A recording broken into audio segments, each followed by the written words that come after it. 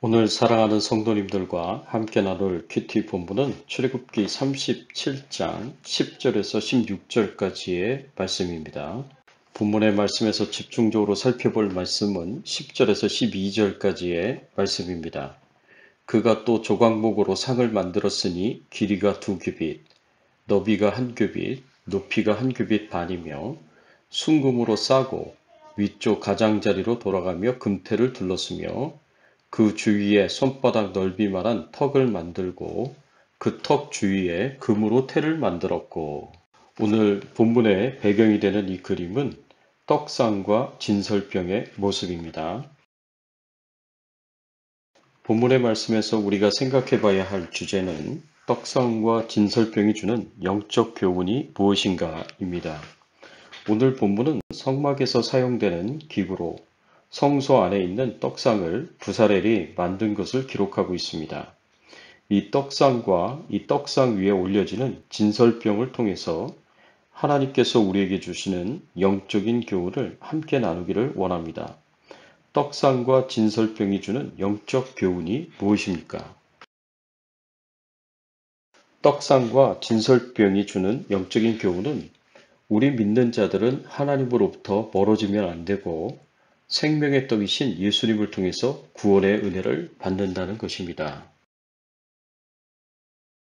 떡상 사면에 손바닥 넓이의 턱을 만들라고 하셨는데 이것은 우리가 하나님으로부터 멀어지면 안 된다는 것을 상징해 줍니다.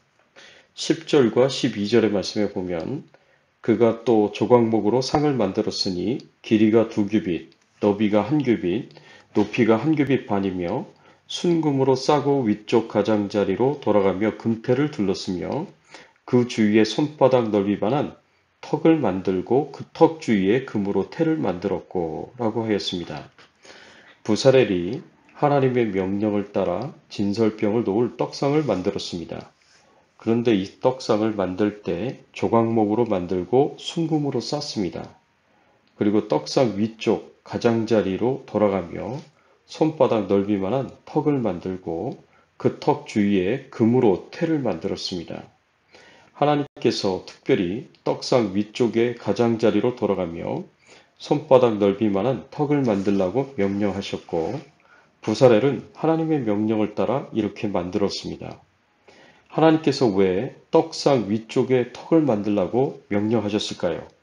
그것은 상위에 진설된 진설병, 떡이 땅으로 떨어지는 것을 방지하기 위해서였습니다. 진설병은 하나님께 드려진 거룩한 제물이었습니다. 그래서 제사장들이 모든 백성들을 대표해서 하나님과 교제하기 위하여 먹어야 하는 교제의 떡이었습니다. 그래서 이 진설병은 땅에 떨어져서 더럽혀져서는 안 되는 것입니다.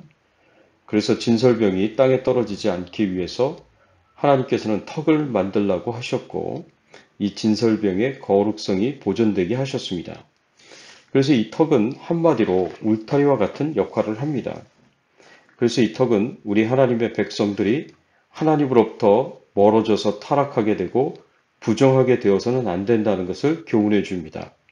하나님으로부터 멀어지고 떨어져 나간 성도들은 하나님께서 공급해 주시는 영의 양식을 공급받지 못하고 영적 생명을 유지받지 못합니다. 요한복음 15장에서 포도나무에서 잘려나간 가지는 결국 수분이 사라지고 말라서 죽습니다. 하나님으로부터 떨어져 나간 성도는 열매를 맺지 못할 뿐만 아니라 말라 비틀어져서 그 영적 생명도 유지하기 힘듭니다. 그래서 요한복음 15장 5절에 보면 나는 포도나무요 너희는 가지라. 그가 내 안에 내가 그 안에 거하면 사람이 열매를 많이 맺나니 나를 떠나서는 너희가 아무것도 할 수 없음이라 라고 하였습니다. 우리는 하나님을 떠나서는 아무것도 할 수 없다고 예수님께서 말씀하셨습니다. 우리가 하나님 안에 거하고 우리 안에 하나님이 거하실 때만이 우리가 많은 열매를 맺을 수 있다고 말씀하셨습니다. 그렇기 때문에 우리는 절대로 하나님께 꼭 붙어 있어야 합니다. 말씀과 기도로 하나님과의 지속적인 영적인 친밀한 교제로부터 하나님의 은혜와 축복을 지속적으로 공급을 받아야 합니다. 이것을 위해서 교회는 성도들이 타락하지 않도록, 성도들이 하나님으로부터 떨어져 나가지 않도록 울타리 역할을 해주어야 하고, 말씀과 기도를 통하여 하나님과의 친밀한 교제를 할 수 있도록 하나님이 주시는 축복과 은총을 받도록 통로의 역할을 해주어야 합니다. 이런 면에서 보면 이 턱은 교회를 상징한다고 볼 수 있습니다. 사랑하는 성도 여러분, 교회는 하나님께서 은혜와 축복을 주시는 중요한 통로입니다. 하나님으로부터 멀어지지 마시고 교회로부터 멀어지지 마십시오. 교회 울타리 안에서 하나님께 꼭 붙어 있기를 바랍니다. 말씀과 기도를 통해서 예배를 통해서 하나님과 친밀한 교제를 나누시고 하나님 주시는 은총과 축복을 풍성하게 받아서 삶의 복된 열매를 맺으시기를 예수님의 이름으로 축원합니다. 또 진설병은 우리의 생명의 떡이신 예수님을 상징합니다. 이 떡상에는 12개의 진설병을 두 줄로 쌓아 놓습니다. 그리고 매 안식일마다 새로운 것으로 바꾸어 놓으라고 말씀하셨습니다. 출애굽기 25장 30절의 말씀에 보면 상 위에 진설병을 두어 항상 내 앞에 있게 할지니라 라고 하나님께서 말씀하십니다. 또 레위기 24장 8절과 9절의 말씀에 보면 안식일마다 이 떡을 하나님 앞에 항상 진설할지니 이는 이스라엘 자손을 위한 것이요 영원한 언약이니라. 이 떡은 아론과 그의 자손에게 돌리고 그들은 그것을 거룩한 곳에서 먹을지니 이는 여호와의 화제 중 그에게 돌리는 것으로서 지극히 거룩함이니라. 이는 영원한 규례니라. 하나님께서는 떡상 위에 진설병을 두어 항상 하나님 앞에 있게 하라고 하나님께서 명령하셨습니다. 그리고 매 안식일마다 진설병을 새 곳으로 바꾸어야 합니다. 그런데 이렇게 진설병을 두는 것은 하나님을 위한 것이 아니라 이스라엘 자손을 위한 것이요 영원한 언약이니라 라고 말씀하셨습니다. 이 진설병은 이스라엘의 12지파를 대표하는 12개의 떡을 만들어서 하나님께 드리는 것인데 이것이 하나님을 위한 것이 아니라 이스라엘 자손을 위한 것이라고 하였습니다. 이것은 하나님 앞에 진설병을 드릴 때마다 하나님께서 먹을 양식을 주시는 분이심을 기억하고 감사하라는 뜻이 담겨져 있습니다. 그러나 이 진설병은 하나님께서 단순히 우리의 육신의 양식을 공급하시는 분이시라는 것을 넘어서 영적인 양식을 주시고 영적인 생명을 주시는 분이심을 상징합니다. 그래서 신약적 의미에서 보면 이 진설병은 예수 그리스도를 상징합니다. 요한복음 6장의 말씀을 보면 예수님께서 오병이어의 기적을 일으키시고 난 이후에 이런 말씀을 하셨습니다. 요한복음 6장 32절, 33절을 보십시오. 예수께서 이르시되 내가 진실로 진실로 너희에게 이르노니 모세가 너희에게 하늘로부터 떡을 준 것이 아니라 내 아버지께서 너희에게 하늘로부터 참떡을 주시나니 하나님의 떡은 하늘에서 내려 세상에 생명을 주는 것이니라. 하나님께서 하늘로부터 주시는 참떡이 있는데 이 하나님의 떡은 세상에 생명을 주는 떡이라고 말씀하십니다. 그러면서 요한복음 6장 48절 그리고 51절 말씀에 이렇게 말씀하십니다. 내가 곧 생명의 떡이라. 나는 하늘에서 내려오는 떡이니 사람이 이 떡을 먹으면 영생하리라. 내가 줄 떡은 곧 세상의 생명을 위하는 내 삶이니라 하시니라. 예수님께서 바로 이 생명의 떡이시고 하늘에서 하나님이 주시는 하나님의 떡이십니다. 이 떡을 먹어야 영생을 얻게 되리라고 말씀하십니다. 오병이어의 기적을 경험한 사람들은 처음에는 영적인 필요 때문에 예수님을 찾아왔지만 이제는 육체적인 필요를 채우기 위해서 예수님을 따라다닙니다. 이런 유대인 무리들을 향하여 요한복음 6장 전체를 거쳐서 예수님께서 한결같이 말씀하신 교훈이 있습니다. 그것은 예수님은 이들의 육신의 배고픔을 해결해 주는 떡보다 훨씬 더 중요하고 훨씬 더 필요한 것을 주신다는 사실입니다.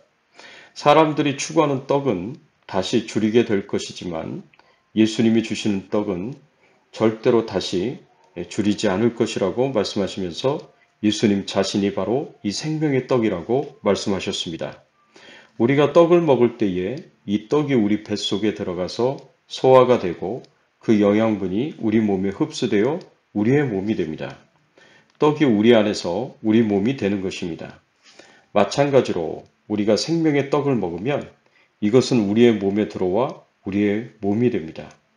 그래서 생명의 떡이 우리 안에 살고 우리는 그 안에 살게 됩니다. 따라서 우리가 생명의 떡을 먹는 것은 곧 예수님을 믿음으로 받아들이고 영접하는 것을 의미합니다. 그래서 예수님과 연합하는 것을 의미합니다. 이처럼 예수님을 믿고 영접할 때에 우리는 구원받은 하나님의 자녀가 되고 예수님과 연합하여 그 안에 있는 영원한 생명을 얻으며 누리며 살 수 있는 하나님의 축복을 받습니다. 이것은 우리가 구원받고 천국 가는 것을 결정하는 너무나 소중하고 귀중한 것이라 어떤 것과도 비교할 수 없고 그 어떤 것으로도 대체될 수 없습니다. 사랑하는 성도 여러분, 진설병을 놓는 떡상의 턱을 통하여서 우리는 하나님으로부터 떨어져 나가 타락하고 부패하면 안 될 것임을 깨닫게 됩니다. 그리고 진설병이 생명의 떡이신 예수님을 상징하는 것임을 알게 될 때 우리가 예수님을 믿고 영접함으로 예수님과 하나 되고 연합하여 예수님 안에 있는 영원한 생명이 우리에게 전달됨을 알게 됩니다. 이런 은혜 가운데서 살아갈 수 있기를 예수 그리스도의 이름으로 축원합니다. 함께 기도하겠습니다. 하나님 아버지 감사합니다. 오늘 떡상의 그 턱을 통하여서 우리 믿는 자들은 하나님으로부터 멀어지고 떨어져 나가서 타락하고 부패하면 안 된다는 것을 가르쳐 주시니 감사를 드립니다. 진설병이 바로 예수 그리스도를 상징하며 생명의 떡이신 예수님을 통해서 우리가 믿음으로 구원받고 그리고 하나님의 자녀와 백성이 돼서 천국을 가게 된다는 것을 알게 하여 주시니 감사를 드립니다.